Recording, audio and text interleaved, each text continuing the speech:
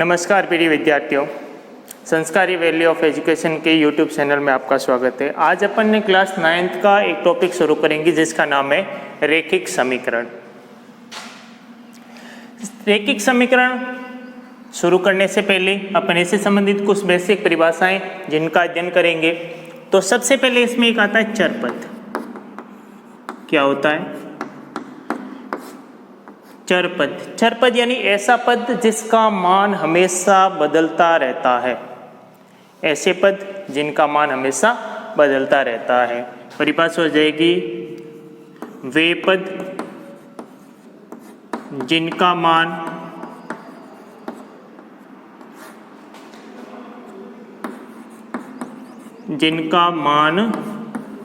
हमेशा बदलता रहता है। ऐसे पद जिनका मान हमेशा बदलता रहेगा वो कहलाएंगे चरपद। जिनका मान जैसे चरपद होंगे कौन कौन से, इनका अपन एग्जाम्पल लें तो ए बी सी डी और ये कहाँ तक एक्स वाई जेड तक। स्मॉल अल्फ़ाबेट्स के सारे जो अल्फ़ाबेट्स आते हैं या सारे जो वर्ण हैं वो सब भी क्या कहलाएंगे? वो सभी कहलाएंगे चरपद। इनका मान प्रत्येक प्रश्न में उस प्रश्न के अनुसार बदलता रहेगा। कभी भी इनका मान नियत नहीं आएगा, कभी भी इनका मान फिक्स नहीं आएगा। इस कारण से इनको कहते हैं चरपद। अब इनको जो है इन चरपद में यानी ये जो चरपद है इनको बीज भी कहते हैं। इनको क्या कहते हैं? बीज।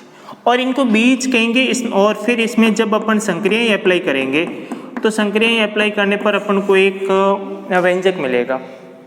इस प्रकार से इनका अध्ययन करना कहलाता है बीजगणित। इस प्रकार से इनका अध्ययन क्या कहलाएगा?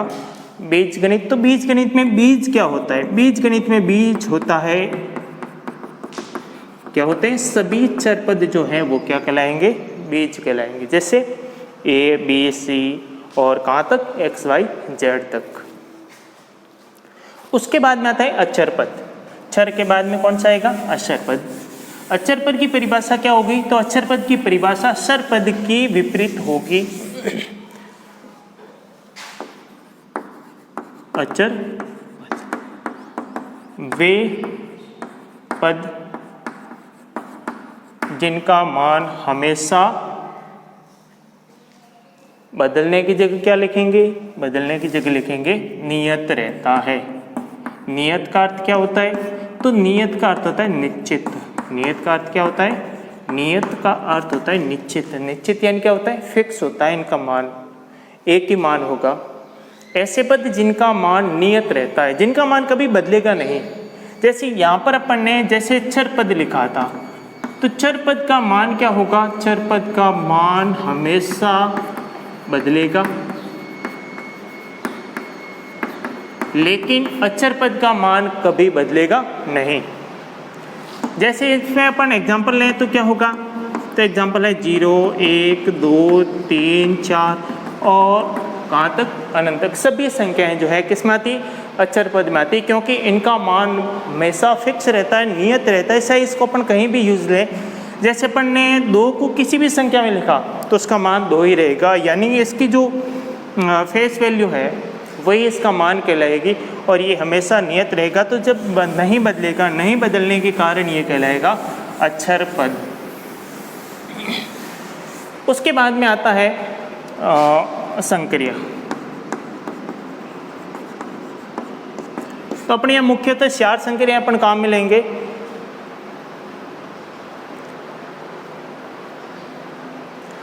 चार संक्रिया कौन सी होगी? तो पहली संक्रिया होगी प्लस की, फिर माइनस की, फिर इंटू की और फिर भाग की।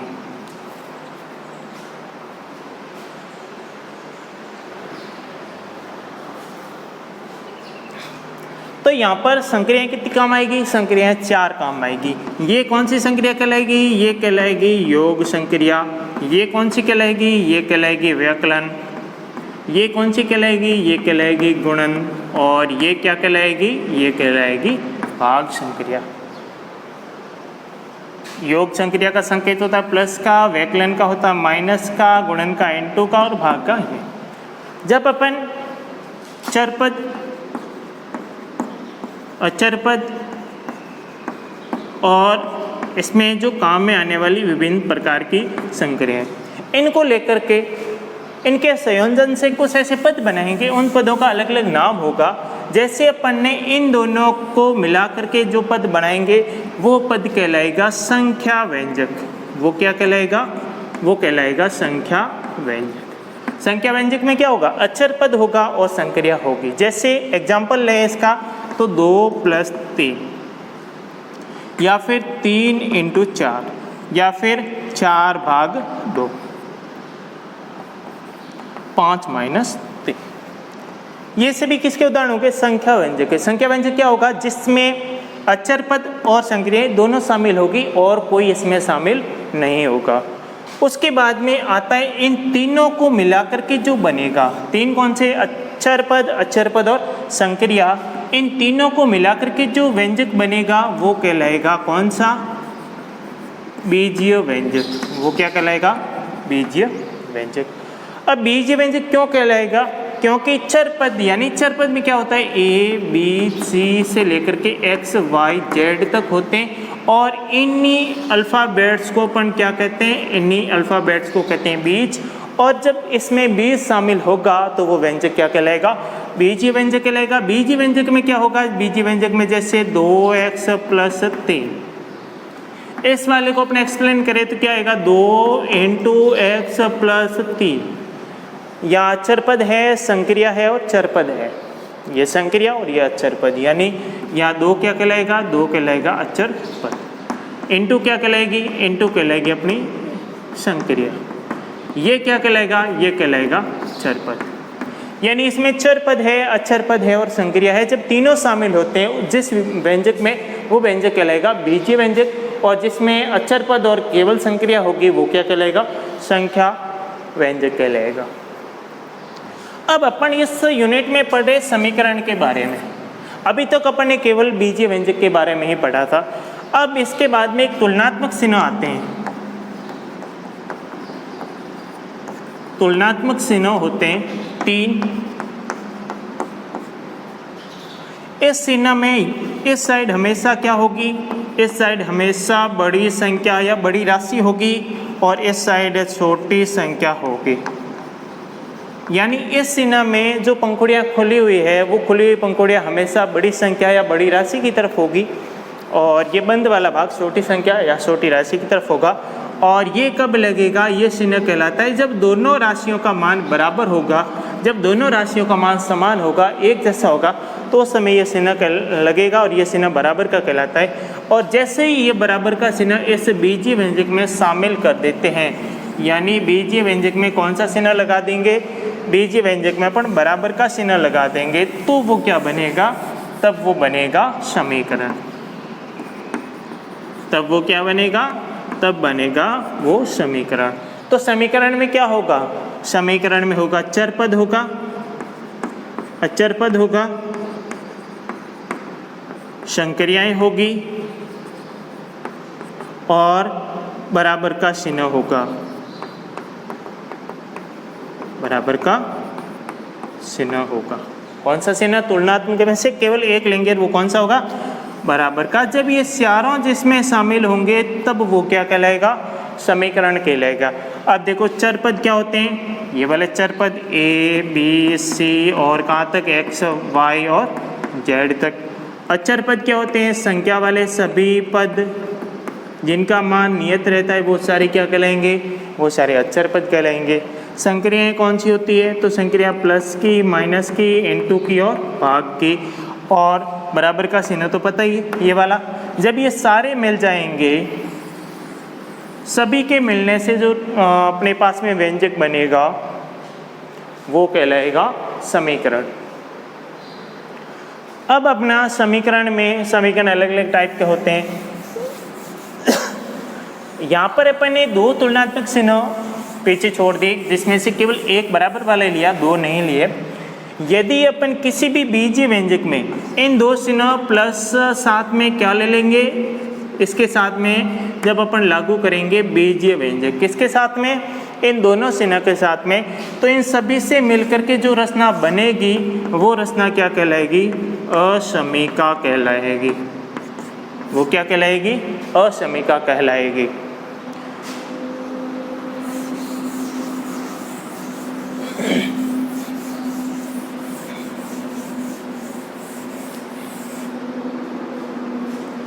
अब समीकरण के प्रकार,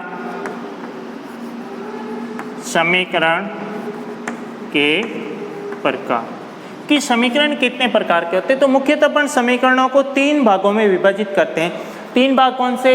एक रैखिक समीकरण होगा, एक द्विघात समीकरण होगा और एक बहुघात समीकरण होगा। अब देखो ये इनका वर्गीकरण किस आधार पे होगा? ये इनका वर्गीकरण होगा घात के आधार पे, यानी समीकरणों के प्रकार पहला टाइप लेते हैं अपन किसके अनुसार? घात के अनुसार। अब यहाँ पे रहा घात क्या होती है। सबसे पहले एक शब्द आया अपना घात, जिसको इंग्लिश में कहते हैं पावर। क्या होती है? परिभाषा, डेफिनेशन क्या होगी पावर की, यानी घात की परिभाषा क्या होगी?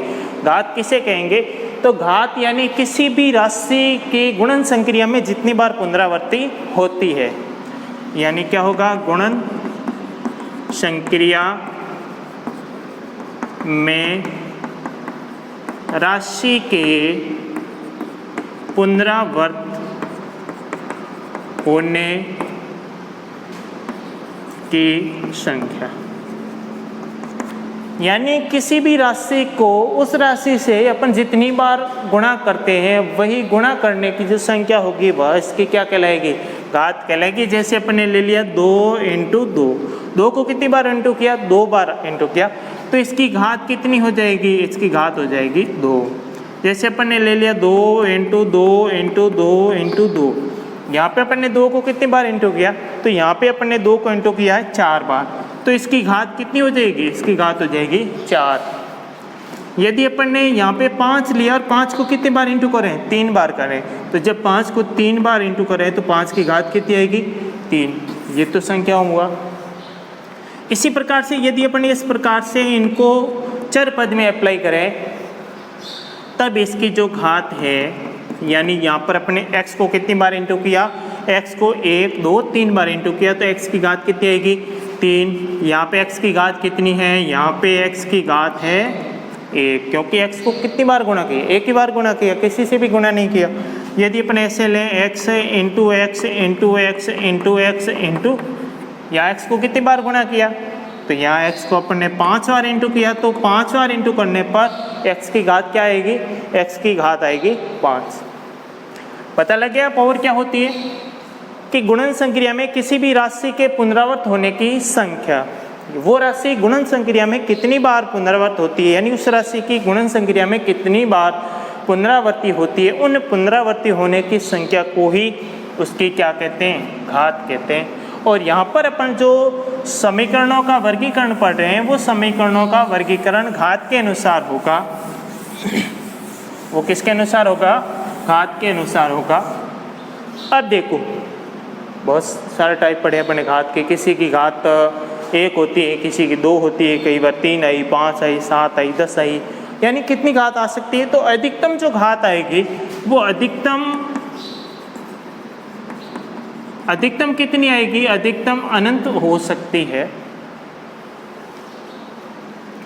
और यहाँ पर अपन ने जो घात के अनुसार इनका वर्गीकरण पढ़ेंगे वो 3 प्रकार का होता है। 3 कौन सा? पहला होगा रैखिक समीकरण। घात के अनुसार समीकरण 3 प्रकार के होते हैं, रैखिक समीकरण, और एक होता है द्विघात समीकरण, और एक होता है बहुघात।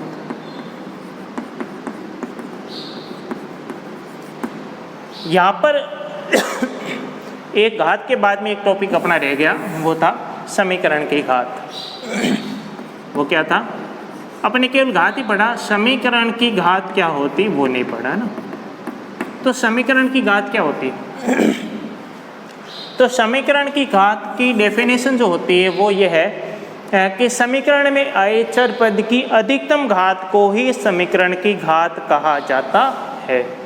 यानी डेफिनेशन क्या होगी? समीकरण में आए चर पद की अधिकतम घात को समीकरण के घात कहते हैं।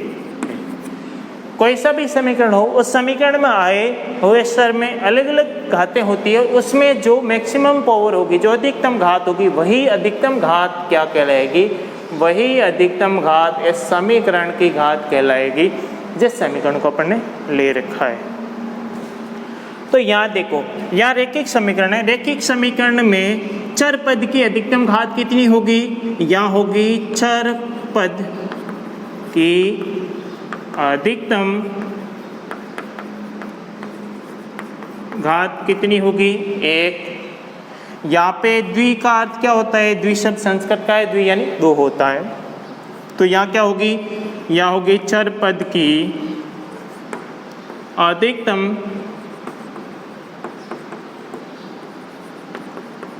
घात कितनी होगी? 2। और यहाँ पे बहुघात में चर पद की अधिकतम घात कितनी होगी? तो यहाँ पे चर पद की अधिकतम घात बराबर 3 या अधिक। क्या होगा? 3 या अधिक। ऐसा समीकरण जिसमें चर पद की अधिकतम घात 1 होती है क्या कहलाएगा? रैखिक समीकरण। ऐसा समीकरण जिसमें चर पद की अधिकतम घात 2 होती है क्या कहलाएगा? द्विघात समीकरण। और ऐसा समीकरण जिसमें चर पद की अधिकतम घात 3 या उससे ज़्यादा होती है, कितनी भी हो सकती है ज़्यादा में, तो वो क्या कहलाएगा? वो कहलाएगा बहुघात। जैसे इसका अपन उदाहरण लें तो यहाँ पे उदाहरण क्या आएगा? x + 5 = 0। समीकरण कब बनेगा? जब उसमें चर पद होगा, अचर पद होगा, संक्रिया होगी और बराबर का चिन्ह शामिल होगा। यदि अपन ने x + 5 = 0 लिखा तो ये क्या कहलाएगा? ये कहलाएगा समीकरण। यदि यहाँ पर केवल अपन ने ये लिख दिया तो ये क्या कहलाएगा? तो ये कहलाएगा बीजीय व्यंजक। ये क्या कहलाएगा? बीजीय व्यंजक। ये दोनों के अंदर मुख्य या इम्पोर्टेंट अंतर जो है वो ये होगा कि जैसे ही इसमें बराबर का चिन्ह अपने लगा दिया तब वो कहलाएगा समीकरण, और जैसे अपने बराबर का चिन्ह नहीं लगाया तो वो क्या कहलाएगा? बीजीय व्यंजक कहलाएगा। तो यहाँ पे एग्जांपल क्या लें? यहाँ x² + 5x + 6 = 0। यहाँ पे x की घात 3 या उससे ज़्यादा लेनी है।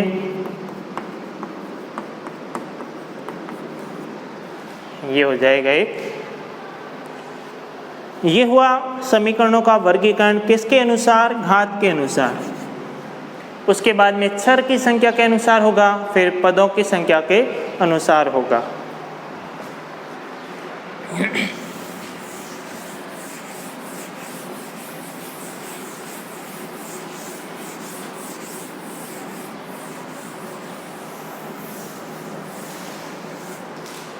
नंबर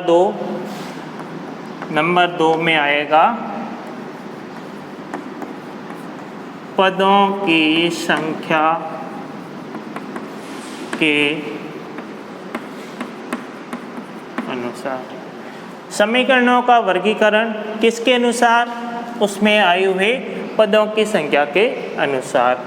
तो पदों की संख्या के अनुसार भी यह 3 प्रकार के होते हैं। 3 प्रकार कौन से? एक तो होता है एक पदी, एक होता है द्विपदी और एक होता है बहुपदी। बहु का अर्थ होता है बहुत या अधिक। एक पदी में क्या होता है? इसमें केवल एक पद होता है, केवल एक पद होता है, या 2 पद होते हैं। द्वि का अर्थ क्या होता है? 2 पद। और इसमें 3 या अधिक पद क्या होते हैं? 3 या अधिक पद होते हैं। किसमें? बहुपदी समीकरण के अंदर। यहाँ पर एग्जाम्पल क्या होगा, यहाँ पे एग्जाम्पल होगा 2x, जिसमें एक ही पद है, एक ही स्टेप है। जैसे x ले लिया, y ले लिया, z ले लिया। दो पद वाला x plus 2, y plus 3, z minus 4, इस प्रकार से दो पद। और यहाँ पे x प्लस वाई प्लस 5 बराबर 0, यहाँ भी बराबर 0 ले लेंगे तभी समीकरण बनेगा।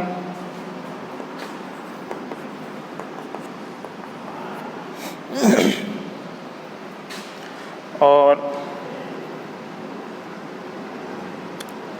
इस प्रकार से बहुत सारे उदाहरण जिसमें 3 या उससे ज़्यादा पद होते हैं। अब पदों की संख्या के बाद में घात वाला हो गया और होते हैं चर वाले, यानी चर कितने होते हैं इसमें, एक चर वाले समीकरण, दो चर वाले समीकरण या अधिक चर वाले समीकरण। तो यहाँ पर अपन टॉपिक की हेडिंग रहेगी रैखिक समीकरण। रैखिक समीकरण यानी ऐसा समीकरण जिसकी रैखिक समीकरण की परिभाषा क्या होगी, ऐसा समीकरण जिसमें चर पद की घात, कौन सी घात, तो उसकी अधिकतम घात कितनी होती है, 1 होती है। ऐसा समीकरण जिसमें चर पद की अधिकतम घात जो है वो कितनी होगी, 1 होगी, तो वो क्या कहलाएगा, रैखिक समीकरण कहलाएगा। अब रैखिक समीकरण क्या होते हैं, एक चर वाले रैखिक समीकरण होते हैं, दो चर वाले रैखिक समीकरण होते हैं या उससे ज़्यादा वाले होते हैं। तो यहाँ पर अपन ले रहे हैं एक चर वाला, तो जिसमें चर पद केवल एक ही होगा, यानी एक चर राशि वाले रैखिक समीकरण। और फिर अपन क्या लेंगे, दो चर वाले रैखिक समीकरण। एक चर वाले में किस प्रकार से होंगे, जैसे x प्लस 2 बराबर 0, चर पद एक है, एक चर वाला, या फिर y माइनस 5 बराबर 0। दो चर वाले में x प्लस वाई बराबर 3 या 2x प्लस 3y बराबर 0। ऐसे समीकरण जिसमें चरों की संख्या 2 होती है, दो अलग अलग टाइप के चर होते हैं, तब वो कहलाते हैं दो चर वाले रैखिक समीकरण। और अपने 9th के अंदर जो है रैखिक समीकरण है वो दो चर वाले रैखिक समीकरण है। तो दो चर वाले रैखिक समीकरण दो चर राशि वाले रैखिक समीकरण। अब इस रैखिक समीकरण का यहाँ आएगा मानक रूप। मानक रूप का अर्थ ये होता है कि जो दो चर वाला रैखिक समीकरण है वो किस प्रकार का होगा, फॉर्मूले के रूप में उसको किस प्रकार से लिखा जाएगा, तब होगा ax plus by plus c बराबर 0। दो चर वाला रैखिक समीकरण किस रूप में होगा, तो वो इस रूप में होगा। यहाँ पर जो है a क्या कहलाएगा, a कहलाएगा x का गुणांक, a क्या कहलाएगा, x का गुणांक, b क्या कहलाएगा, y का गुणांक, b क्या कहलाएगा, y का गुणांक, c क्या होगा, इसमें अचर पद होगा, c क्या होगा, अचर पद होगा। यहाँ पर देखने लायक बात यह है कि इसमें x तथा जो y है वो तो क्या होंगे, वो होंगे चर पद, क्योंकि अपन कौन सा ले रहे हैं, दो चर वाला। दो चर कौन से हैं, x और y। इस समीकरण में x और y ये दो चर है। यहाँ a b और c चर नहीं है, वो होते हैं अचर में, जिसमें से a जो होता है वो x के गुणे में आई हुई अचर संख्या होता है, b क्या होता है, b y के इनटू में आई हुआ अचर पद होता है, और c इसके साथ में प्लस या माइनस की संक्रिया के द्वारा जुड़ा हुआ अचर पद होगा।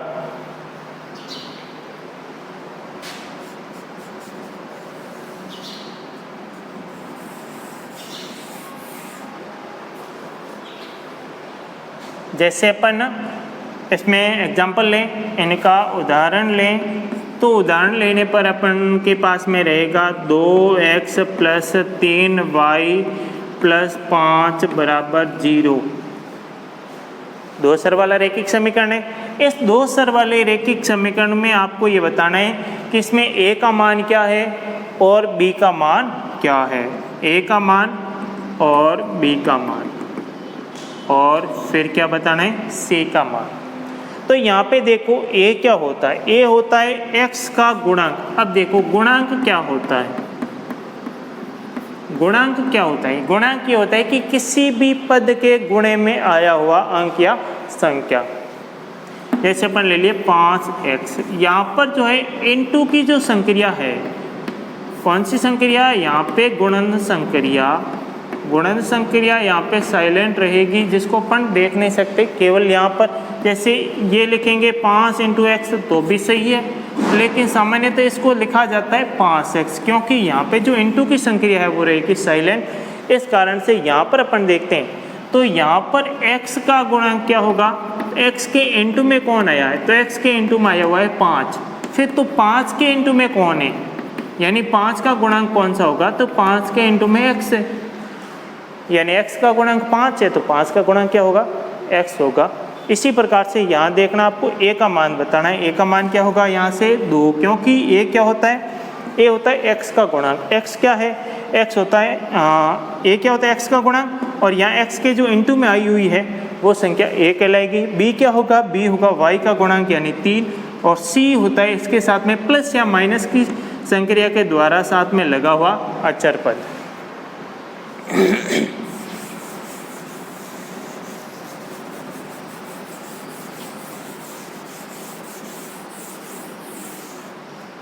अब यहाँ पर अपन देखते हैं x - 3y - 5 = 0 में a का मान, b का मान और c का मान।